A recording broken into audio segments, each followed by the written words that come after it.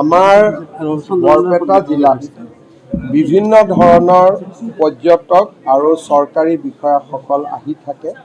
বিশেষকৈ বৰপেটা সত্ৰ আৰু ইয়াৰ ওচৰত থকা সত্ৰ অনুষ্ঠানসমূহ চাবৰ কাৰণে, দৰ্শনৰ কাৰণে ভক্তসকলো আহে।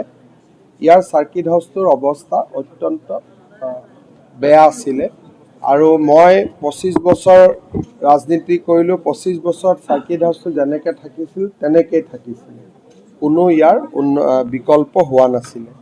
আমি বৰপেটাৰ পুৰণা আৱৰ্ত ভৱনটো ভাঙি ইয়াতে 20টা কোঠালি আমি এটা নতুন আৱৰ্ত ভৱন বনালোঁ।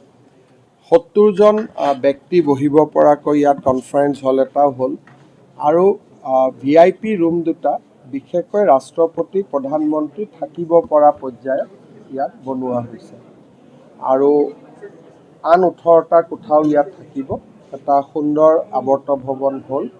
ভৱিষ্যতে আমি ইয়াত ইণ্টিগ্ৰেটেড DC অফিচ এটা কৰাৰো আমাৰ পৰিকল্পনা আছে আৰু নিশ্চিতভাৱে বৰপেটা জিলাৰ কাৰণে আজিৰ দিনটো এটা আনন্দৰ দিন। ইয়াত বৰ্তমান আপোনালোকে জানেই যে আমি পাটবাউসীত 2খন সত্ৰৰ উন্নয়নৰ কাম চলি আছে আৰু আমাৰ সোণপুৰা ভেটিত কাম চলি আছে। ভৱিষ্যতে সুন্দৰদিয়াতো মোৰ পৰিকল্পনা আছে, বহৰীতো মোৰ পৰিকল্পনা আছে।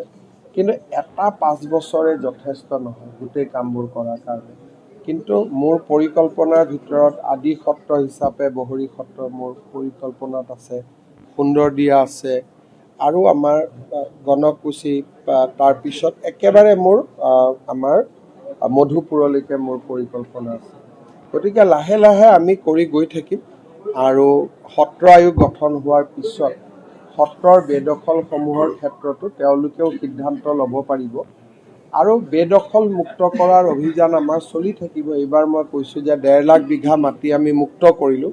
অহাবাৰ আমি 5 লাখ বিঘা মাটি বেদখলৰ পৰা মুক্ত কৰিম। এইটো আমাৰ এটা আমি লক্ষ্য বান্ধি লৈছোঁ আৰু আমি কাম কৰি গৈ থাকিম। ঠিক প্ৰশ্ন, আজি অখিল গগৈ কিছু 15খন বা 12খন আসনত নিৰ্বাচন খেলিব। আল্টিমেটলি তেওঁলোকৰ কংগ্ৰেছৰ যিটো মিত্ৰতাৰ কথা কৈছে, মিত্ৰতাটো শেষ হৈ গৈছে। আপুনি বিচৰা বাতৰি পাব কেৱল নিউজ 18 এপত।